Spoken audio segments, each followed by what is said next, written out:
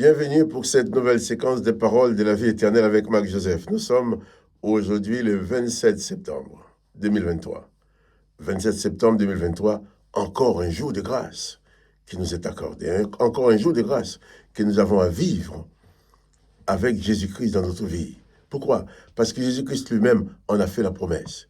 Il a dit, je suis avec toi tous les jours, jusqu'à la fin du monde. Or, lorsque Jésus-Christ est dans ta vie, c'est uniquement pour te faire grâce. Pour te faire grâce, pour t'aider à t'améliorer, pour t'aider à mieux vivre, pour t'aider à devenir meilleur. Mais Jésus ne viendra jamais dans ta vie pour te mettre la pression, pour te condamner, pour t'accuser, ou pour t'enfoncer dans le malheur. Sa présence dans ta vie, c'est la présence de la grâce, la présence de la bonté, de l'amour de Dieu. Et c'est Jésus-Christ qui est avec toi ce matin. Je suis venu te le rappeler. Tu le sais certainement déjà. Mais souvent, dans les moments difficiles, nous avons tendance à oublier la présence de Jésus-Christ, à oublier même ce que nous sommes, c'est-à-dire des disciples de Jésus-Christ. Quelles que soient les circonstances que tu vas vivre durant cette journée, souviens-toi et n'oublie jamais que Jésus-Christ est avec toi, non seulement pour aujourd'hui, mais jusqu'à la fin du monde. C'est ton privilège à toi, parce que tu crois en Jésus-Christ. Et Jésus-Christ a bien dit que celui qui croit en lui vivra même éternellement. Donc, Jésus est avec toi, pas seulement maintenant, mais il a dit tous les jours, jusqu'à la fin du monde. Alors, que son Saint-Nom soit béni, que toi aussi tu sois béni. Je te demande aussi de mettre un petit coup de pouce pour dire que tu aimes la vidéo, si tu l'aimes bien sûr. Il ne faut pas mentir. Si tu aimes cette vidéo, n'oublie pas de cliquer sur j'aime. Ça va permettre que cette vidéo soit proposée à d'autres personnes qui ne nous connaissent pas. Car notre mission, c'est de faire connaître au monde que Jésus-Christ est là pour chaque personne qui vit sur cette terre. Jésus-Christ est là en tant que source de grâce et de bénédiction. Donc, chaque jour vécu avec Jésus-Christ est un jour de grâce. Par exemple, aujourd'hui, je ne sais pas ce que tu vas vivre. Je ne sais pas comment tu vas vivre. Je ne sais pas les problèmes que tu vas rencontrer. Je ne connais pas les difficultés que tu trouveras sur ta route pendant cette journée. Mais j'ai une certitude te concernant.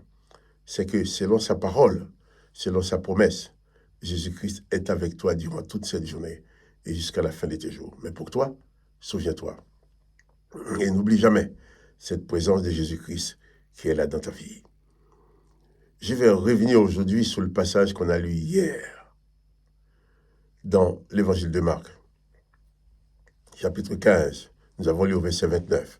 Nous avons vu que Jésus étant cloué sur la croix, les passants se moquaient de lui. Lisons ce texte.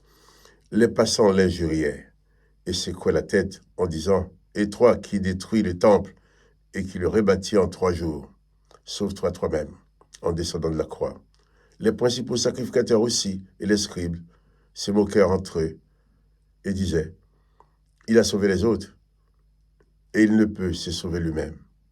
Que le Christ, le roi d'Israël, descende maintenant de la croix afin que nous voyions et que nous croyons. » Ceux qui étaient crucifiés avec lui l'insultèrent aussi. Voilà, Jésus sur la croix, dans d'horribles souffrances, et tandis que les serviteurs de l'Éternel se réjouissent.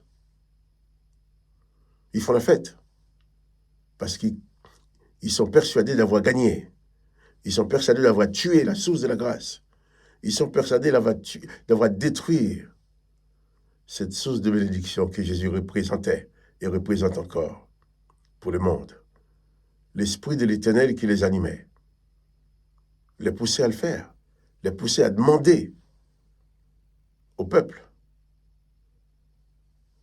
de rejeter Jésus. Ces sacrificateurs et ces scribes ont poussé le peuple à demander à Pilate que Jésus soit crucifié. À un certain moment, Pilate voulait relâcher Jésus parce que Pilate avait bien dit à ces gens-là qu'en Jésus, il n'y a rien qui mérite la mort. Jésus est déclaré jugé et déclaré non coupable. Mais les chefs des Juifs, les sacrificateurs, les membres du Sanhédrin, les scribes, ont poussé le peuple à demander la crucifixion de Jésus-Christ. Et le peuple a suivi.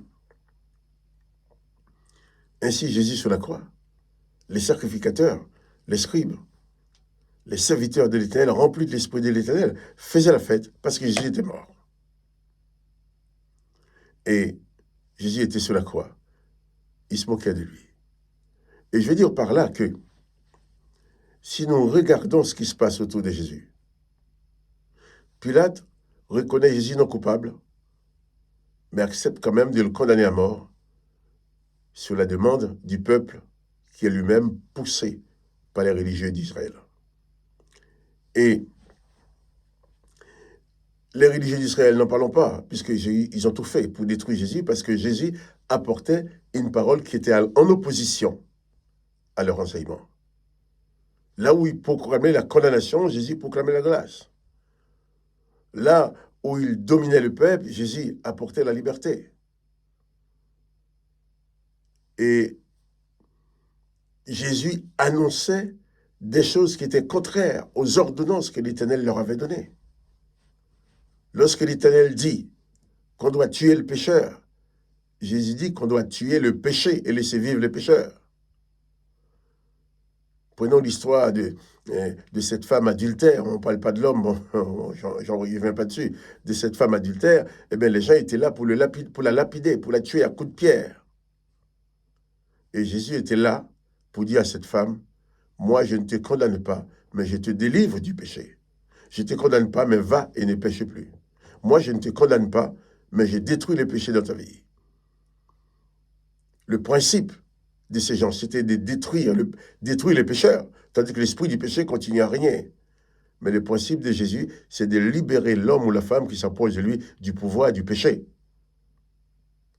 Là où les serviteurs de l'Éternel tuaient le pécheur, Jésus, lui, tuait le péché. Donc, ils vont dire à Pilate, cet homme-là enseigne des choses que notre Dieu ne nous permet pas d'accepter. Donc, il faut qu'il meure. Et Pilate va céder. Il va livrer Jésus. Et Jésus cloué sur la croix. On ne nous parle pas des grands mondes qui manifestent la pitié pour lui, qui manifestent de la compassion pour Jésus. Il y a certainement des gens, les disciples de Jésus, ou sa mère ou autres, qui ont certainement manifesté la compassion. Il y a des gens qui ont pleuré quand même la mort de Jésus. Mais ces gens-là étaient obligés de se cacher. Parce que si les autres savaient qu'ils étaient pour Jésus, eux-mêmes couraient en danger. Jésus cloué sur la croix, en réalisant cette mort atroce qu'a vécu Jésus, en réalisant Jésus en train de mourir sur la croix, avec ses pieds, ses mains percées, le poids de son corps sur la croix, qui lui fait souffrir. Quelle est ta position? Quand tu entends parler de l'histoire de la mort de Jésus-Christ, quelle est ta position? Est-ce que tu te positionnes comme Pilate, comme les sacrificateurs ou comme les passants qui l'injuriaient? Je pense qu'il y a des passants qui injuriaient Jésus, excusez-moi, et qui ne le connaissaient pas du tout. Ils passaient, ils voyaient des gens cloués sur la croix. Il y avait 3 personnes, mais ils se moquaient de tout le monde. Mais ils se moquaient de Jésus particulièrement, en disant, toi qui as fait des miracles, toi qui as sauvé les autres, sauve-toi toi-même. Les passants l'injurièrent, les sacrificateurs faisaient la fête, se moquaient de lui. Pilate l'a livré pour être crucifié. Judas l'a trahi. Je ne parlerai pas de Pierre qui l'a régné, car Pierre, c'est lui qui a été le plus loin possible avec Jésus. Il a été jusqu'au bout de ses limites. Arrivé au bout, il a régné Jésus. C'est pour dire que chaque personne qui se trouve en face de Jésus-Christ, en face même de l'histoire de Jésus-Christ, est obligé de se positionner, qu'on le veuille ou pas.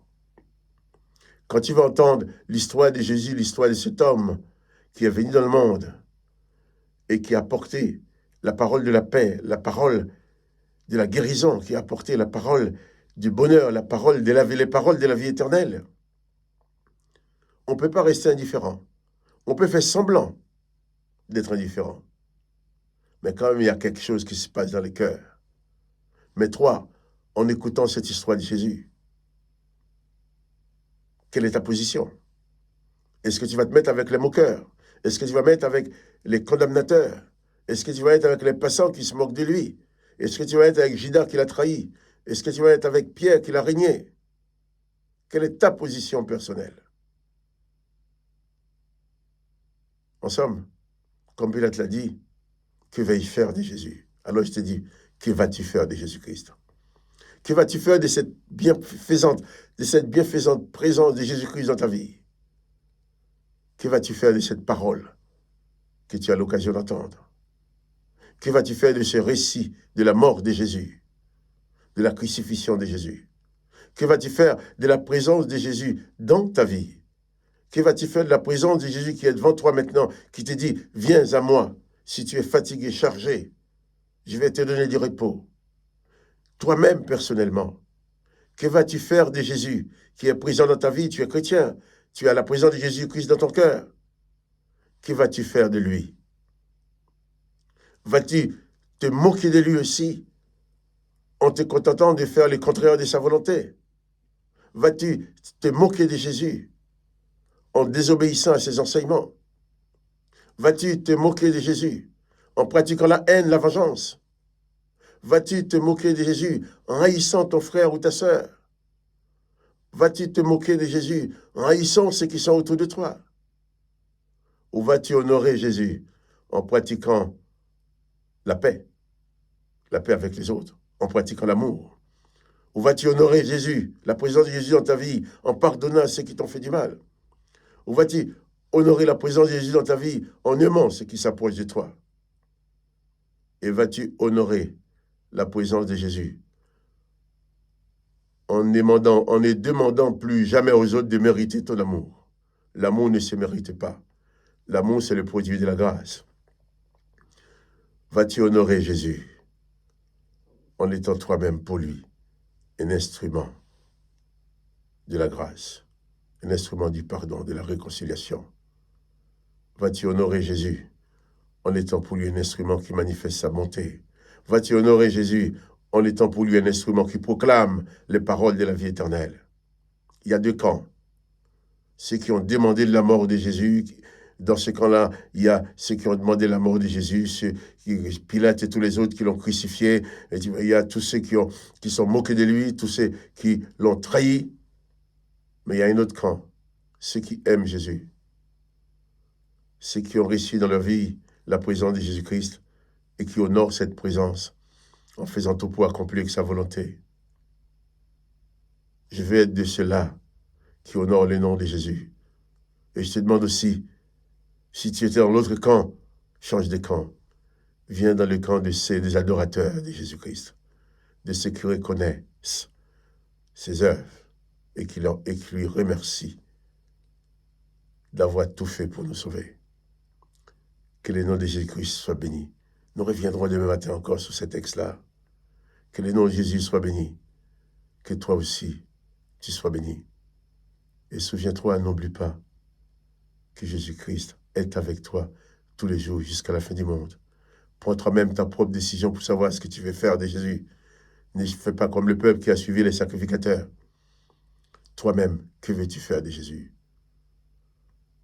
Toi-même, souviens-toi que Jésus-Christ est avec toi tous les jours jusqu'à la fin du monde. Que son nom soit béni. Que toi aussi, tu sois béni. Moi, Marc-Joseph, je te dis alors, à demain pour une autre séquence des paroles de la vie éternelle. Et n'oublie pas les petits coups de pouce pour dire que tu aimes la vidéo. Sois donc béni. C'est pour toi une journée de bénédiction. N'oublie pas.